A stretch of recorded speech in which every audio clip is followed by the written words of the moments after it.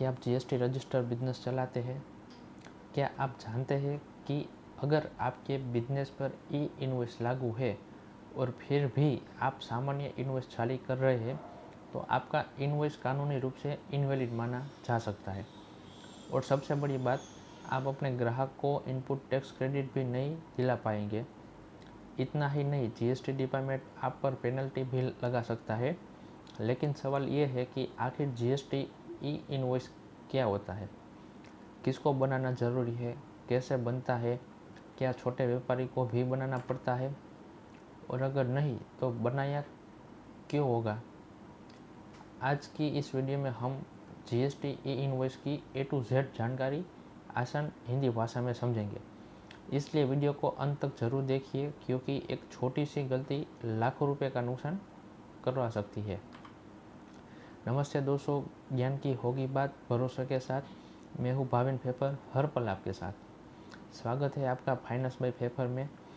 आज हम बात करेंगे जीएसटी ई इनवॉइस की। बहुत सारे लोगों को लगता है कि ई इनवॉइस का मतलब पीडीएफ इनवॉइस या ईमेल से भेजा गया इनवॉइस होता है, लेकिन ये बिल्कुल गलत है। जीएसटी का ई इनवॉइस एक विशेष डिजिटल सिस्टम है जिससे इनवॉइस को जीएसटी पोर्टल से वैलिडेट कराया जाता है।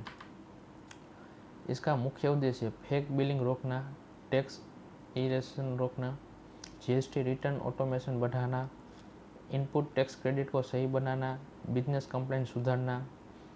अब आइए विस्तार में समझते हैं जीएसटी ई इनवॉइस क्या है। ई इनवॉइस का पूरा नाम है इलेक्ट्रॉनिक इनवॉइस।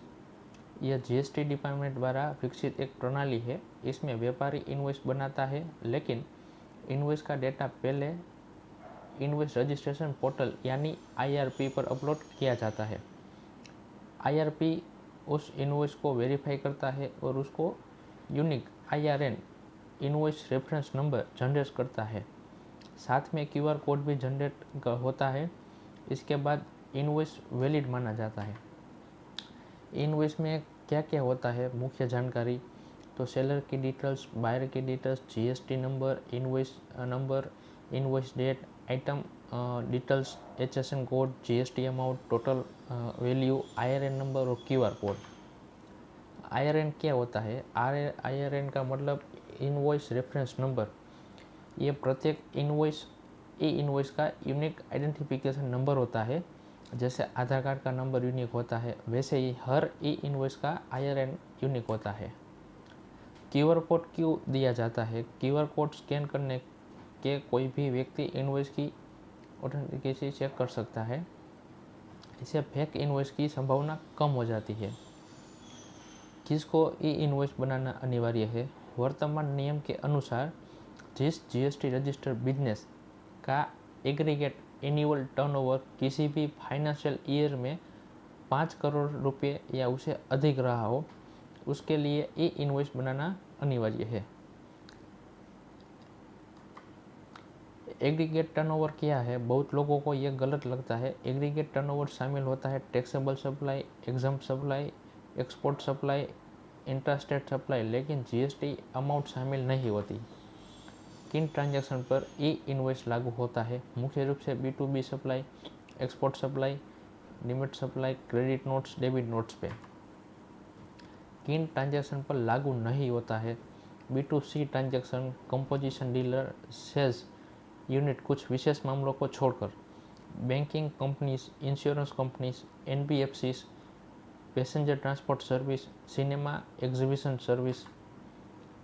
ई इनवॉइस के फायदे: फेक बिलिंग कम होती है, रिटर्न फाइलिंग आसान होती है, डेटा ऑटो पॉपुलेट होता है, आईटीसी मिसमैचिंग आसानी से होती है, कंप्लेंट्स बेहतर होता है, डिपार्टमेंटल नोटिस कम आते हैं।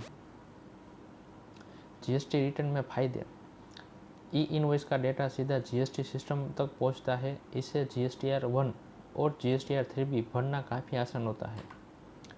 एक कंपेरिजन टेबल है, सामान्य invoice vs e invoice. GST validation तो नॉर्मल में नहीं है, लेकिन ई इनवॉइस में कंपलसरी है। आईआरएन नंबर नॉर्मल इनवॉइस में नहीं आता, ई इनवॉइस में कंपलसरी आता है। क्यूआर कोड ई इनवॉइस में नहीं आता, ई इनवॉइस में आता है। फेक इनवॉइस का रिस्क ज़्यादा, नॉर्मल इन्वॉइस में रहता है ई इन्वॉइस में कम होता है। नहीं होता है ऐसा नहीं बोल रहा हूँ, कम होता है, लेकिन ऑटो रिपोर्टिंग नॉर्मल इन्वॉइस में नहीं होता, ई इन्वॉइस में होता है।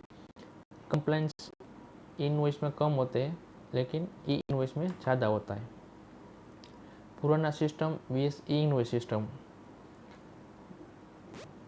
मैन्युअली एंट्री पुराने सिस्टम में ज़्यादा थी, नए सिस्टम में कम है। एरर्स पुराने सिस्टम में ज़्यादा थी, नए सिस्टम में कम है। रिकन्सिलिएशन पुराने सिस्टम में कठिन था लेकिन नए सिस्टम में आसान है। वेरिफिकेशन पुराने सिस्टम में कठिन था लेकिन नए सिस्टम में आसान है। टेस्ट का फ्रॉड पुराने सिस्टम में ज़्यादा था, नए सिस्टम में कम है। प्रैक्टिकल एग्जांपल की हम बात करें तो मान लीजिए कि एबीसी ट्रेडर्स का एक टर्नओवर 8 करोड़ रुपए है। एबीसी ट्रेडर्स ने XYZ कंपनी को 10 लाख रुपए का माल बेचा। जीएसटी 18% लगा। जीएसटी अमाउंट 10 लाख गुना 12 18% इज इक्वल टू 1,80,000 रुपया जीएसटी का हुआ। तो टोटल इन्वेस्ट कितने का बनेगा? 11,80,000 का। यह B2B ट्रांजेक्शन है, इसके लिए ई इन्वॉइस अनिवार्य होगा। अगर हम फैक्ट्स की बात करें तो अब बात करते हैं कुछ ऐसे फैक्ट्स की जो अधिकांश लोगों को नहीं पता होते। अगर ई इन्वॉइस एप्लीकेबल है और अपने ई इन्वॉइस जनरेट नहीं किया है तो ई इन्वॉइस इनवैलिड माना जा सकता है।